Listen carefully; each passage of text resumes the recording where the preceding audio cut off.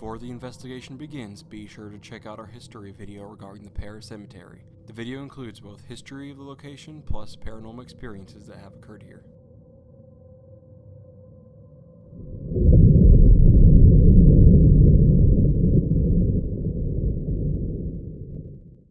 Hey guys, Paul here with Pexped. Today we're back at the George Pearis Cemetery in Pearisburg, Virginia. This time for a daylight investigation. We have brought some equipment with us, and we're gonna set it up and get going here soon. So some of the equipment we got today, we got our walkie-talkies. Each of us have one, well, except one person, so there's only two. We got a voice recorder for some Lerone sessions that we're gonna do later today. We have an EMF that picks up electricity that's in the air. Obviously, we're in the middle of nowhere besides the interstate that's right over there, so it shouldn't be picking up anything electricity. So to prove this works, I got my walkie-talkie. It's going off. As you can see, when you put it close,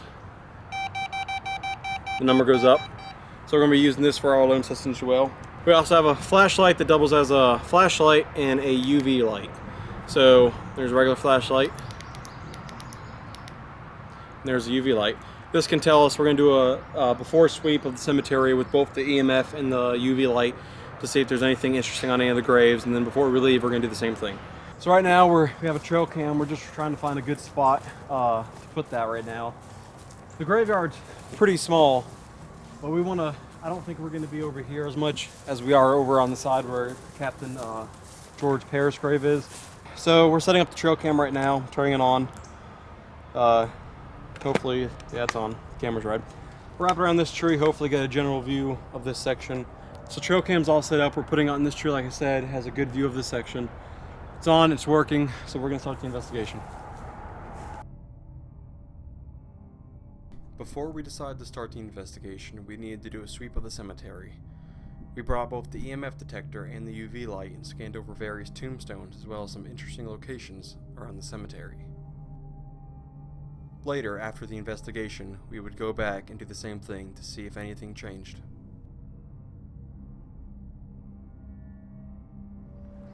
So we've done the initial sweep. We haven't really found anything yet.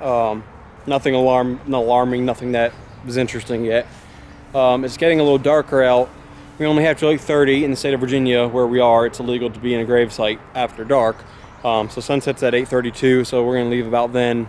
So we've located this tree behind us. It's very burned up. It's very crisp and black, not like any other tree around here. It does look like it was on fire at one point. According to legends, there was some satanic rituals that occurred around this location, both in the 70s and 80s, and rumors of it recently happening is also going about Pearisburg.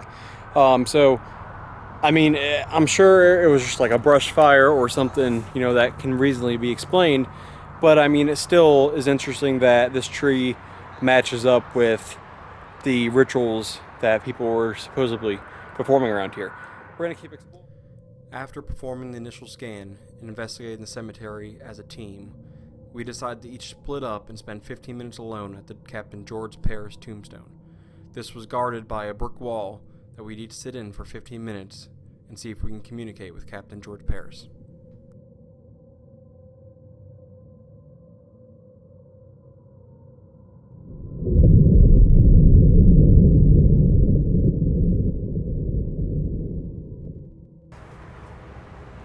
Hopefully we are here with Captain George Pearis. George, if you can hear me, show us a sign, tell me something to let me know you're here.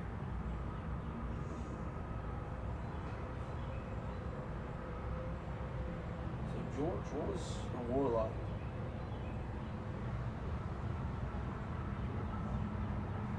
Do you have family, George? Do you have anybody in here?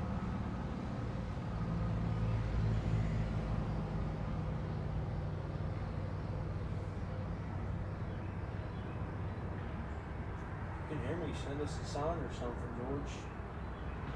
Let us know you're here. So the Revolutionary War must have been really tough. What was it like?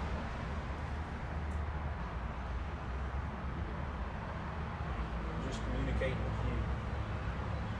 If you don't want me here, let me know. I'll leave. sure you don't get any visitors up here, so it should be pretty peaceful though. Is this a peaceful place, George?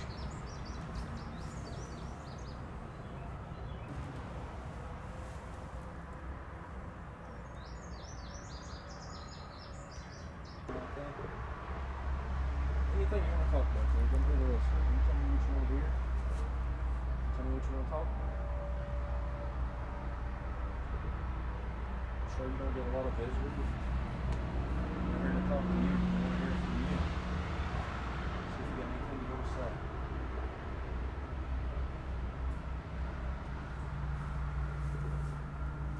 Yeah, I'm getting nothing. It's been 10 minutes. Norman only spent 10 minutes at this location by himself. In this time alone, Norman did not hear or witness anything strange or paranormal. It was now time for me to sit alone for 15 minutes at the site. Hey guys, Paul here. I'm at the Captain George Pearis tombstone. I'm going to be doing a little 15-minute session alone in this little secluded area.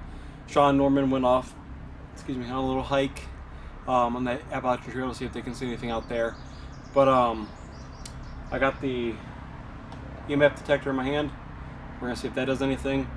I have my voice recorder because it's going to be difficult to hear me on the camera, so I'm going to talk into this. And if I ask any questions when I go through playback, something might be heard on this recording device that we can't hear with our own ears. Sorry, there was a helicopter. So we're going to start the 15 minutes. Here we go.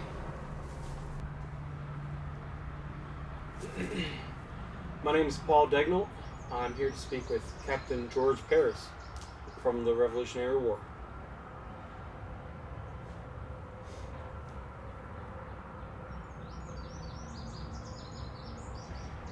Captain Pearis, if you're here with me, can you make yourself known?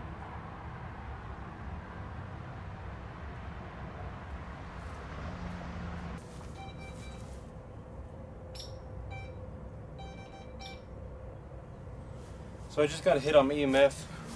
I'm pretty sure it's my walkie-talkie, but I feel like when I was over here, it wasn't near my walkie-talkie, so I'm not sure. So I mean, it was a good distance from it.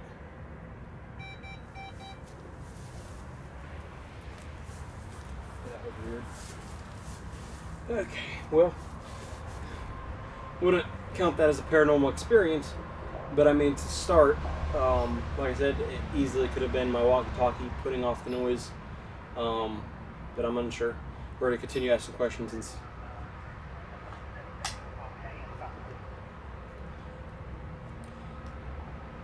this is Paul. I'm fine. I did have a little scare that almost made me pee my pants, but it was a bird that was right behind me.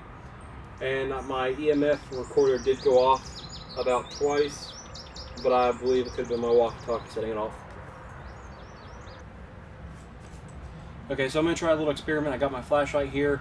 Not sure how much this works, but supposedly if you loosen the battery a little bit and set it on the ground, and if the flashlight goes on, that means there's a spirit here. I think that could just be the battery slightly hitting the light causing that, but I'll go ahead and try it to see if anything does like that. We're going to leave that there to see if the light goes off while I speak. Captain George Pearis, if you're not able to communicate with me through the electrical device that's on the floor below me, the flashlight that I put on top of your grave, the torch, if you can just tap that a little bit to turn on the flashlight and let me know that you're here.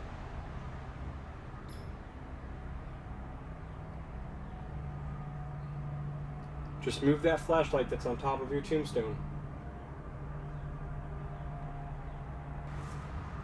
Okay guys, so I'm down to the last minute of recording here. I spent 15 minutes out here. Not a lot of experiences besides birds, possibly some animals out there. The one thing I got was that EMF detection off my device. Like I said, that easily could have been my walkie-talkie. I know I was very close to swinging it past that. So I'm pretty sure that was it. Nonetheless, it's a scary area. It's pretty freaky. I'm going to go ahead and pass the torch on to Sean. He's going to be the next one out here. After finishing up my 15 minutes, I didn't witness anything or hear anything strange. The only thing that I saw were animals, birds, and my EMF detector going off. After looking back at the video, I can confirm that it was my walkie-talkie that set off the EMF detector, nothing else. Now Sean was up for his alone time.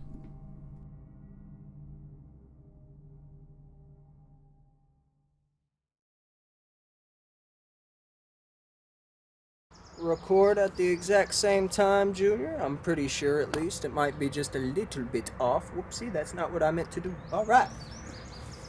Okay. So now it's my turn. Alright, so. Captain Pearis? Pearis. Nice to meet you. My name is Nicholas Sean Nelson. If there's anything that you might want to say, talking to this little thingy. It's just a recording device. You ain't gotta say anything else. It's up to you. So me personally, I don't think that this place is haunted. Or at least not haunted in a sense of like, haunted, you know what I mean? Not scary haunted type deal. Maybe there might be something that comes through here, maybe occasionally visits itself and says, hey, this is where I am. Maybe. Paul said that this went off after he thanked George for his service. I'd have to see the footage myself. I don't believe. But,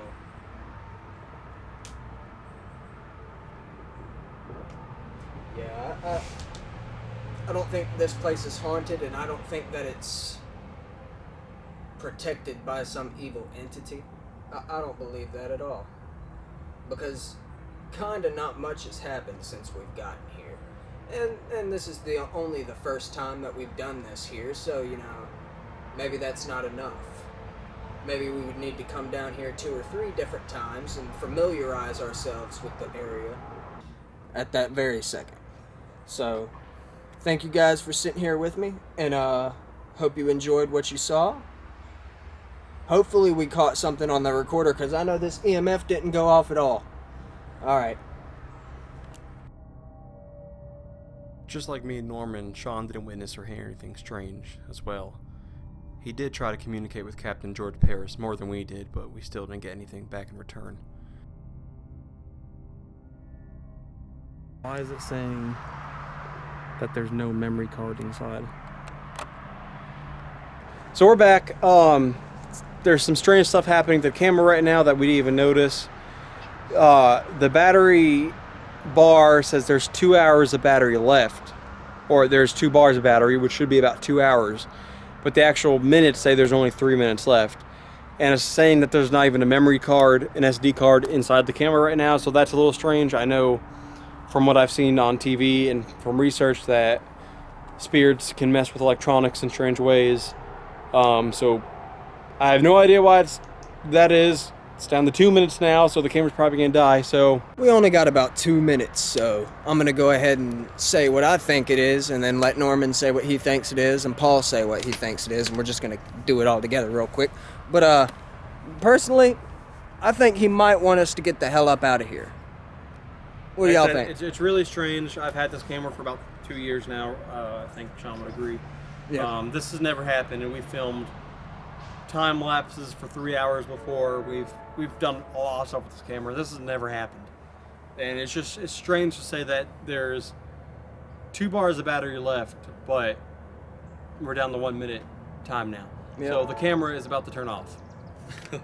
So this place very well could be haunted. We didn't get, as far as I know, until we go back and look at the recording and stuff, any evidence